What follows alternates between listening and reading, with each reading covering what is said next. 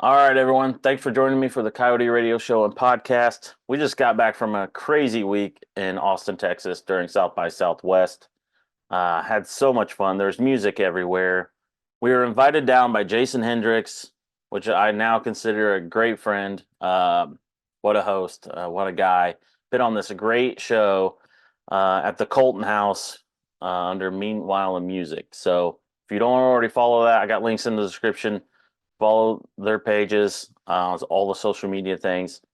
But we did four days of music basically during the days, and just absolutely packed it with talent, all different types too. It wasn't just like one style or genre. It was a wonderful blend of music. So yeah, I pretty much was there for the week, but in a few days I crammed in about 14 or 15 interviews, kind of down and dirty style. We didn't have a lot of time with artists because people are just coming and going crazy in all directions. But yeah, it was great to sit down and talk with several artists and kind of get where they're from, what projects they're working on, and kind of what their future plans were. So we kind of, grabbed the gist of it and went with it. So I hope you like these. We're going to roll them out. We're going to send a bunch of them out as fast as possible because we want this information to be current and up to date. But once again, hats off to Jason Hendrix, Meanwhile in Music. Thank you for inviting the podcast down. Hopefully we can do it again next year. And we love you, man. So, all right, let's go talk to some artists.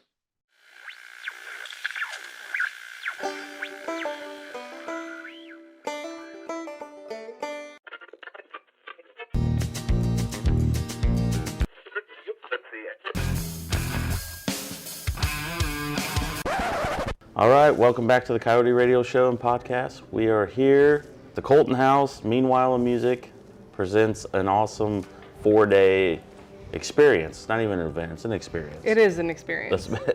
But this is day 3, and it's been good so far. We're joined today with, what's your Cindy Emchy. Cindy. Yeah, the band is called Secret Emchy Society, and you may notice my last name is Emchy, but the band is Emchy, and it's because people had such a hard time pronouncing Emchy when I was a spoken word performer that they just started adding a Y to it. And I don't really know that it's easier because people are still like, what? And I'm like, it's like kimchi, but not. But it helps somehow, so yeah. Yeah, I think it does. Yeah. I think it helps. Yeah, one extra vowel, why not? Ellis Island stole the rest, so we added one back, Yeah. So if you would kind of just take us on that little journey of how, where you're from, Sure. how you started making music, and how you got involved in this crazy music scene. Absolutely. So the Secret Emchy Society is a queer country band that kind of combines traditional country, it's sort of a combination of, like, if you had Lucinda Williams, Waylon Jennings, and, Tex Ritter, maybe with a little bit of Bakersfield thrown in there. So I like to call it inclusive shit kicker country because the whole point of the music is to bring people together and make a good time. Like, we play a lot of songs that are sensitive and have feelings, but also we play a lot of shit kicker tunes that people can have a really good time at the bar with. But we're super out about the fact that we're a queer band because we want people to feel safe at our shows. Like, the music is for everyone, and it is a definite inclusive moment, but by being super out, we feel like we can make sure that folks who have grown up in places where maybe being a country fan didn't feel super safe can know that they're safe with us. Like, we've got folks' back, and as long as you show up to our shows and you're respectful, then we're super happy that you're there. And we just played at a great bar in Oakland called the Stork Club, and one of their slogans on the door is like, no creeps. That's it's a great motto. It's like, no creeps. It's like, as long as you're not a creep, you're welcome. Come on in. So we've been around since about 2015. Okay. We're about to go into the studio, record our 5th album on next weekend, which is crazy. We're gonna be exhausted from South by, and they're just gonna be like, whew, let's go right into the studio and be tired and make good songs. So that'll be a fun time. And yeah, it's been a wonderful time. I used to play accordion before this band because I'm primarily a guitar player and do all the singer-songwriting stuff. But I was in 3 or 4 different bands before where they were mainly like murder ballad or bluegrassy or drinking song bands, and that's where my main instrument was the accordion, and it was really fun. But if you rock out too hard on the accordion, you can give yourself a really charming back injury. So now I play guitar. Well, you could do that too with a guitar. You can. It weighs about 15 pounds less. Maybe 20 pounds less. Like, accordion's not light. And I had it wired for sound so I could do like stage slides while I was playing it. Like I wasn't. Oh man. I wasn't demure as an accordion player. So. That's awesome. I haven't figured out the demure thing. Like that just doesn't compute with my world. So it works out. Accordion is just a crazy instrument to me. Like I don't know how people play it. It's like you have to be a wizard to get those motions down. They do say that if you play accordion, you can help stave off Alzheimer's disease because it's kind of like patting your head and rubbing your stomach at the same time. It's a very, it's a brain workout for sure. Huh, that's wild. Yeah. So how many, like this record you're getting ready to do, how many tracks are on there? 13. 13? 13 songs. That's a lot. We're super like solid and ready to go. And then because there were like 6 other songs that were written for the album that weren't able to be on it, we're actually we have an ear trumpet mic in the band. I don't know if you know those. They're made out of Portland. They're like these beautiful, like bluegrassy mics. So you can just do like a one mic in a room style. So we're gonna do a little EP, a secret EP. Hi, no, everyone knows. In April, after we've recorded the record, we're gonna do like a little EP recording of just like a single mic in a room style. And then release that in time for Pride this year. And we're just going to be like, shh, secret. Hey, it goes along with the band name. Yeah. It does. The secret. Yeah, because everything's secretive. Everything's secret. But the full length album won't be out till 2025. So the little EP is like a little teaser. Like. Okay, cool. Yeah. So what's plans with touring? Well, that's a ways out, but I'm sure you would end up doing some sort of run to kind of promote that. But we're anything this summer? A little bit. We're playing a show with the wonderful Joy Clark. I don't know if you know her music, but she's so great. We're doing a show with her in San Francisco right when we get back. Then we record, and then in early April we're going on a Pacific Northwest tour where we're going to go play Tacoma and Portland and Yakima and a few places up there. And then in May, we're playing a big arts festival in San Francisco. And then in July, we're opening for the Pine Box Boys in San Francisco again at the bottom of the hill. And then in September, we're going back to Nashville for Americana Fest, and then might do a little like branch off tour from there. And then usually in the fall, we do like a longer 2 or 3 week tour, like somewhere. Like we've done Southwest and Pacific Northwest, so maybe we'll do Midwest this year. I don't know. The booking agent will tell me like where we're supposed to go when the fall comes around. So it's definitely. I feel like I'm already tired. Like I feel like 2024 is practically over. Like people are like what's going on, and I'm like, well, here's what's happening through October because it's all kind of planned and there's not a lot of extra time in there. But we'll see what happens. Yeah. It's all very active and very fun. We love making music together. So yeah, and just.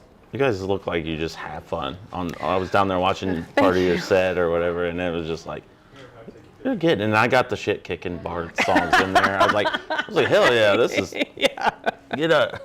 But yeah, that's great. You guys are obviously very busy, and that's great to hear.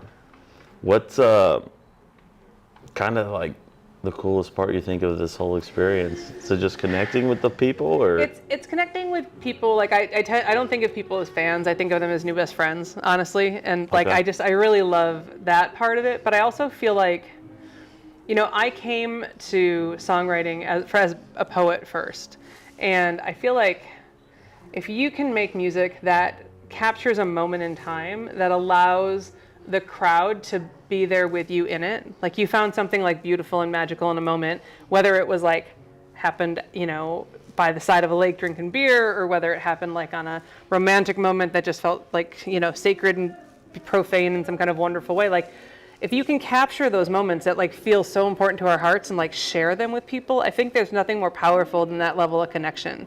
Because we all have more similarities in life than we have differences, and music is a unifying force. I think art in general is a unifying force, and one of the things in my career I've always done, whether it was as a writer or as a musician or whatever, is I'm really about building community and we can all lift each other up. Like the competitive weird thing that people talk about with artists, I'm like, I have not mostly experienced that, and the concept that we would all be out there trying to make this impossible, incredibly expensive, exhausting, and like really hard thing happen and then tear down other people who are like our comrades in arms with it, who are also trying to do it. Just make it harder for everyone. Yeah, it makes no sense. And so I'm just about my favorite part of it is helping when we all can lift each other up and form community, and like that's community with other artists and with folks like you who are doing podcasts and with fans. And like sometimes I end up bartenders become my new best friends, even if I'm only ordering soda water all night, because if you just like see each other as humans and you connect, there's so much opportunity for actual friendship out there. I just think it's great.